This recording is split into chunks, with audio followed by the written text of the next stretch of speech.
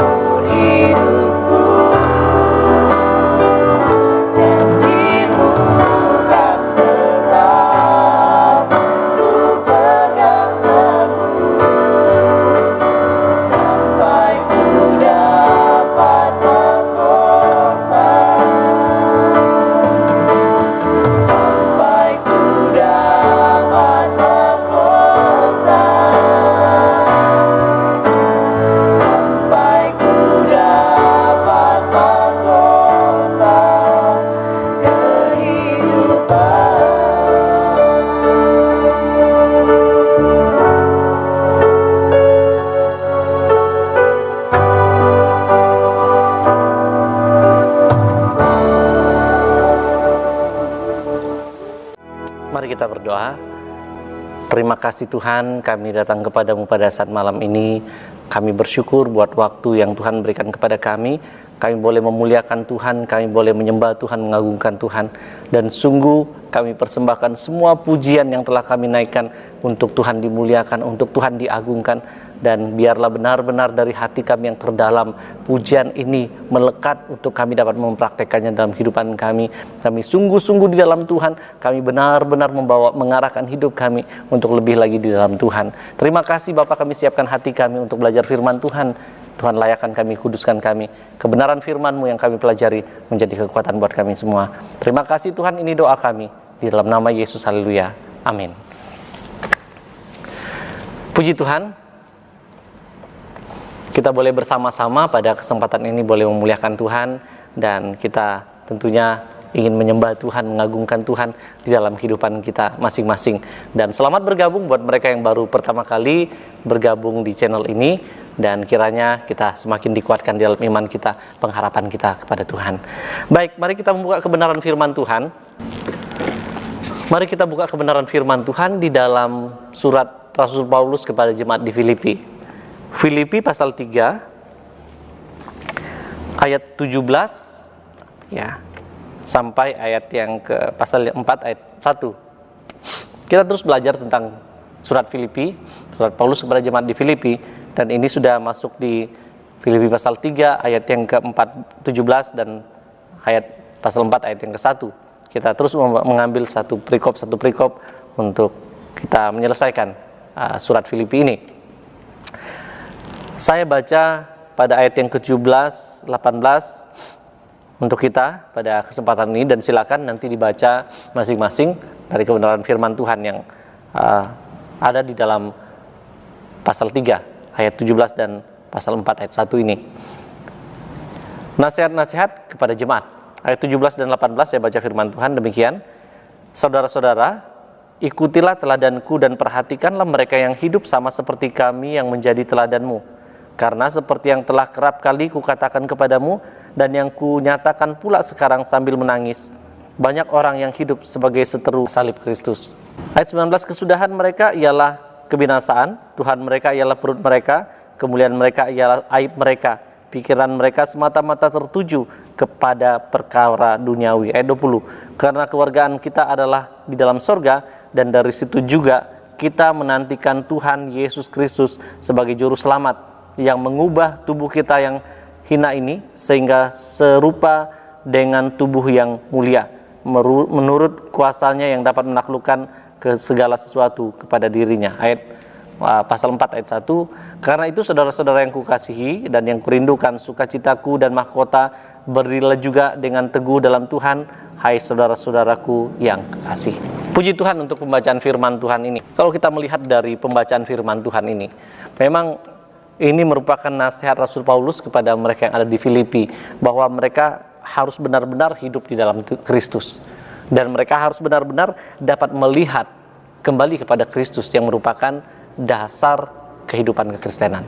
Dan pada malam ini saya bawa kita belajar firman Tuhan, kembali berfokus kepada Kristus. Kembali berfokus pada Kristus. Kalau kita melihat bahwa pernahkah dalam hidup ini kita merasakan kerinduan hati, kerohanian kita terasa kosong? Anda sudah benar-benar melayani Tuhan setiap minggu, Anda sudah buat ini dan itu, namun masih ada sesuatu yang kurang. Saya tidak tahu apakah Anda pernah merasakannya. Tetapi dalam kehidupan ini bahwa sejatinya pelayanan adalah hal yang penting dalam kehidupan kekristenan, betul. Namun pelayanan akan terasa kosong ketika kita fokus kepada diri kita sendiri. Artinya begini, saya bukan memfokuskan pelayanan saya kepada Tuhan, tapi lebih kepada fokus kepada diri saya sendiri. Akhirnya orang yang melayani Tuhan, ketika dia fokus kepada dirinya sendiri, waktu pelayanannya tidak memuaskan bagi dia, dia merasa hampa. Lalu pertanyaannya adalah, apakah pelayanan itu untuk diri kita? Tidak. Pelayanan itu untuk Tuhan. Fokus kita kepada Tuhan. Artinya begini, Yang penting bagaimana kita mempersiapkan pelayanan kita. Bagaimana kita mempersiapkan segala sesuatu waktu kita melayani. Sehingga perasaan kita yang timbul, mau kita merasa puas dengan pelayanan kita, mau kita tidak merasa puas dalam pelayanan kita, itu bukan urusan kita. Yang terpenting adalah bagaimana kita terus memberi diri, memberi yang terbaik untuk Tuhan, dimuliakan. Nah, Paulus menasihati mereka di Filipi bahwa Paulus menegur mereka karena mereka sibuk memikirkan hukum Taurat. Kalau kita perhatikan, daripada ibadah kepada Kristus. Makanya Paulus katakan bahwa kamu harus berfokus kembali kepada Kristus. Itu fokus utama. Kalau yang namanya hukum Taurat dan sebagainya, ya itu memang hal yang harus dilakukan. Tetapi jangan sampai itu menjadi penentu karena kasih kepada Kristus sudah hilang. Paulus katakan bahwa nats ini jemaat Filipi melakukan hukum Taurat. Betul mereka melakukan, tetapi seberapa orang yang masih melihat hukum Taurat sebagai suatu hal yang wajib dilakukan untuk memperoleh keselamatan. Padahal bukan hukum Taurat yang menentukan keselamatan, tetapi Kristus yang menentukan keselamatan, yang menyediakan keselamatan. Nah, akhirnya mereka lebih berfokus kepada perkara-perkara hukum Taurat, sehingga mengabaikan ibadah kepada Allah. Artinya bahwa ibadah mereka, persembahan itu, makanya di ayat yang ke-19, Tuhan mereka ialah perut mereka dan perkara duniawi, ayat 19 katakan. Mereka tidak berpikir fokus kepada pelayanan mereka, ibadah mereka. Tapi yang mereka pikirkan adalah bagaimana hukum Taurat mereka mau praktekkan. Dan juga mereka dikatakan lebih ke perkara duniawi, tidak ke perkara-perkara rohani. Padahal sebagai pengikut Kristus, dikatakan bahwa hal semacam itu bukan lagi yang utama. Jemaat seharusnya kita memusatkan diri kita kepada Kristus, karya keselamatan yang Dia sediakan bagi kita. Makanya di ayat yang ke-21, di sana diri manusia yang dihina dan dosa-dosa dan kesalahan, itu yang harus menjadi sebuah ungkapan terindah kita bahwa Tuhan sudah memulihkan kita, menyelamatkan kita. Nah, hukum Taurat dan pelayanan merupakan dua hal yang sama-sama penting. Namun sebagai murid Kristus, kita harus melihat bahwa kita harus berfokus kepada Kristus, bukan fokus kepada hukum Taurat. Tuhan Yesus katakan, saya datang bukan menyediakan hukum Taurat, tapi menyempurnakannya. Dan Tuhan Yesus mengatakan bahwa betul penting hukum Taurat, tetapi jangan sampai mengabaikan ibadah kepada Tuhan. Karena ibadah kepada Tuhan itu yang utama. Saya merenungkan kebenaran firman Tuhan ini sangat tertarik untuk belajar kebenaran firman Tuhan. Karena bicara tentang yang namanya melayani, ya, saya mengajak adik berdua, Yuli dan juga Ipi, melayani bersama dengan saya. Ya, walaupun saya katakan bahwa kita mau melayani Tuhan dengan kesempatan ini, tidak ada orang yang menyuruh kita, tapi kita sendiri yang mau berkarya bagi Tuhan. Artinya begini, bahwa dalam pelayanan yang kamu berikan yang terbaik untuk Tuhan.